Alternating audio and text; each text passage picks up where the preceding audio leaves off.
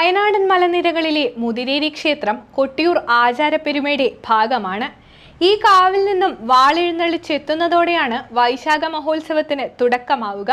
കിലോമീറ്ററോളം ദൂരം കാടും മേടും താണ്ടി കാൽനടയായി ക്ഷേത്രം മേൽശാന്തി കൊട്ടിയൂർ അമ്പലത്തിലേക്ക് വാളെത്തിച്ചു. പഴക്കം നിർണയിക്കാൻ കഴിയാത്ത വിധത്തിൽ ചരിത്രത്തിന്റെ ഭാഗമാവുകയാണ് വയനാടൻ പൈതൃക ഭൂമിയിലെ വേറിട്ടൊരു അനുഷ്ഠാനം.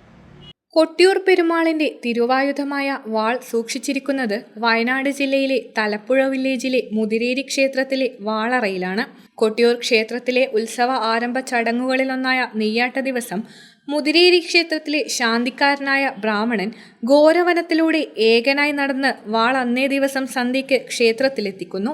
തുടർന്ന് അക്കരെ കൊട്ടിയൂരിൽ പൂജിക്കുന്ന വാൾ കൊട്ടിയൂർ പെരുമാളിന്റെ ചിത്തിരനാളിലെ തൃക്കലശാട്ട് കഴിഞ്ഞ് തിരിച്ചെഴുന്നള്ളിച്ച് മുതിരേരിയിലെത്തി വിശാഖം നാളിൽ വാളറയിൽ വെച്ച് പൂട്ടുന്നു.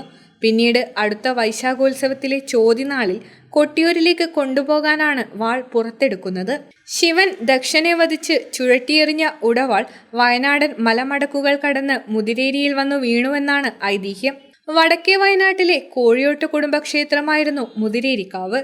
പാലയാട്ട് തറവാട്ടുമുറ്റത്ത് എല്ലാവരും ഒത്തുകൂടി കുടുംബക്ഷേത്രത്തിൽ വഴിപാടുകൾ നടത്തി ഏവരും ഇന്നും കാവിലെത്തുന്നു.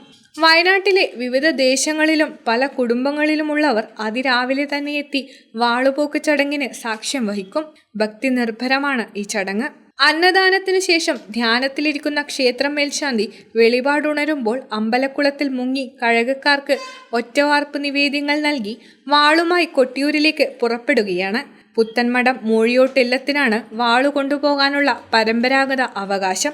പഴക്കുലകളും പഴുത്ത ചക്കയുമാണ് ഇവിടുത്തെ നിവേദ്യം.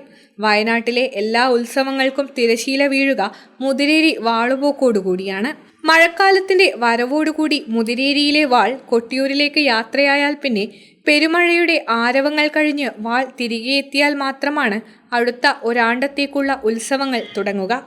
നാട്ടുഗദ്ദികയടക്കമുള്ള അടിയാന്മാരുടെ അനുഷ്ഠാനത്തിനും വാളുപോക്കിനും വരവിനും പ്രാധാന്യമുണ്ട്.